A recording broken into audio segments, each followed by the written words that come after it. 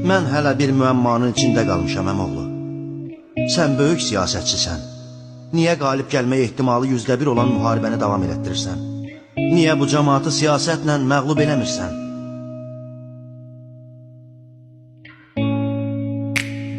Sizin kimi həqir kişilər Muxtarın müqəddəs müqavimətinə dözə bilmirsiniz, bunu bacarmırsınız.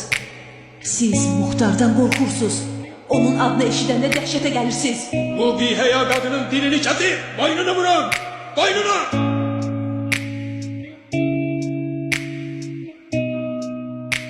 Muxtar nə yalancıdır, nə dedin siz.